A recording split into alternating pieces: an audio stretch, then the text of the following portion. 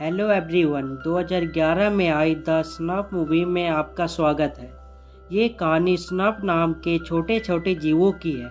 जो जंगल के बीच में बनी अपनी अलग ही दुनिया में रहा करते थे, जहाँ पर वो सारे स्नफ्स मिलकर द ब्लू मून फेस्टिवल की तैयारी कर रहे होते हैं। और यहाँ पर हमें चिरकुट नाम के स्नफ को दिखाया जाता है जो लोगों की मदद करने से ज़्यादा उनका काम बिगाड़ देता है, जिससे वो सारे स्नफ्स उससे दूर ही रहना पसंद करते हैं। जब चिरकुट द ब्लू मून फेस्टिवल की डांस रिहर्सल में पार्टिसिपेट करने जा रहा होता है तो उसे बाकी स्नफ्स वहाँ से भगा देते हैं। और दूसरी तरफ हमें स्नफ्स के सबसे बड़े दुश्मन खारगब्बर को दिखाया जाता है, जिसे अपने जादू को और बढ़ाने के लिए स्नफ के ब्लू खून की ज़रूरत होती है, इसलिए वो सालों से इन्हें पकड़ने की कोशिश कर रहा होता है। और स्नफ टाउन के अंदर हमें सबसे बड़े स्नफ को दिखाया जाता है, जिसे सारे स्नफ पापा जी कहते हैं। और वो अपने जादू से देख लेते हैं कि चिरकुट की वजह से खारगब्बर उन सब स्नफ्स को पकड़ लेता है। पर तभी वहाँ पर चिरकुट आता है कुछ सामान लेने के लिए, और पापा जी के मना करने के बावजूद वो जंगल में चला जाता है कुछ जड़ी बूटी लेने के लिए। जब वो जा रहा होता है तो रास्ते में उसे खारगब्बर मिलता है जो उसे पकड़ने की कोशिश करता है, पर उससे भागते हुए चिरकुट अपने स्नफ टाउन में आ जाता है। तो खारगब्बर भी उसका पीछा करते हुए वहाँ पर पहुँच जाता है और उस पूरी जगह को तोड़ते हुए उन्हें पकड़ने की कोशिश करता है। और वो सारे स्नफ्स वहाँ से जंगल में भाग जाते हैं, पर चिरकुट गलत रास्ते में भागता है तो उसे बचाने के लिए कुछ स्नफ्स भी उसके पीछे जाते हैं। और वो सब एक झरने के पास पहुँच जाते हैं, जहाँ पर एक पानी का बवंडर बनता है, जिससे होते हुए ये सब न्यूयॉर्क सिटी में पहुँच जाते हैं। और खारगब्बर भी उस भंवर से यहाँ पर आ जाता है, जिससे बचते हुए वो स्नफ्स एक पेड़ में चढ़ जाते हैं। पर उस चक्कर में चुलबुली के कुछ बाल बिल्ली के मुंह में चले जाते हैं और चिरकुट वहाँ से भागता हुआ एक बॉक्स के अंदर चला जाता है, जिसे पैट्रिक्स नाम का एक आदमी अपने साथ घर ले जाने लगता है।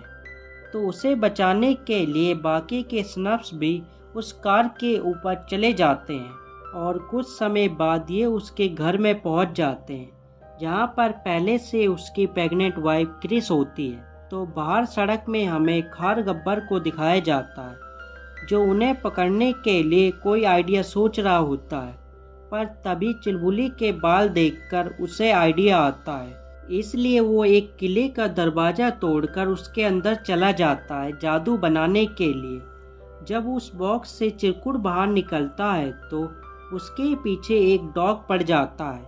जिससे भागता हुआ वो एक बाथरूम के अंदर चला जाता है। तो उसकी आवाज़ से वहाँ पर क्रिस आकर उसे देख लेती है, जिससे बाकी के स्नफ्स भी उसे बचाने के लिए पैट्रिक्स को पकड़कर बांध देते हैं। तो अंदर से चिरकुट के साथ क्रिस बाहर आती है, क्योंकि अब इन दोनों के बीच में दोस्ती हो जाती है।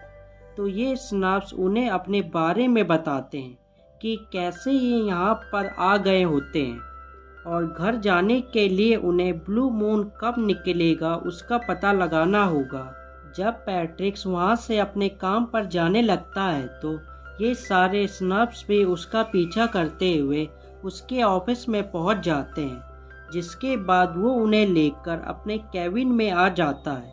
और उनसे कहता है कि मुझे काम करने दो, कल तक मुझे एक ऐड बनाकर देनी है।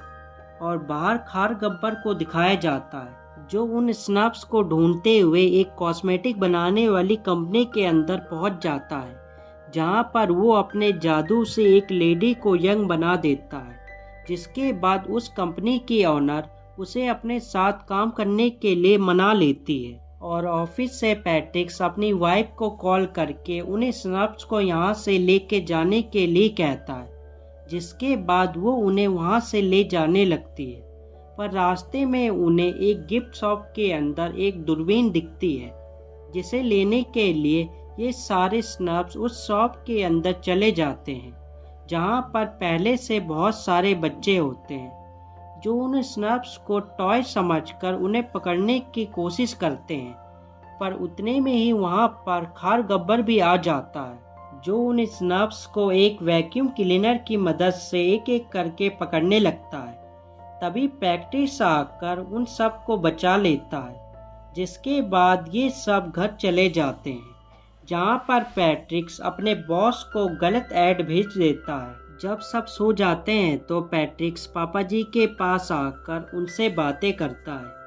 और जेल के अंदर हमें खारगब्बर को दिखाया जाता है, जिसे कुछ मच्छर आकर अपने साथ उड़ाकर जेल से बाहर ले जाते हैं। और घर के अंदर पैट्रिक्स को पता चलता है कि उसने अपने बॉस को गलत ऐड भेज दी होती है,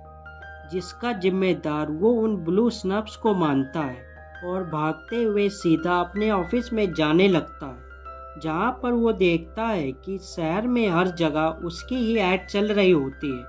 और दूसरी तरफ सारे स्नफ्स घर से भाग जाते हैं अपने लिए एक जादुई किताब ढूंढने के लिए। एक बुक शॉप के अंदर जा पहुंचते हैं, जहां पर कुछ देर ढूंढने के बाद उन्हें वो किताब मिल जाती है जिसमें उनके घर जाने का मंत्र लिखा होता है।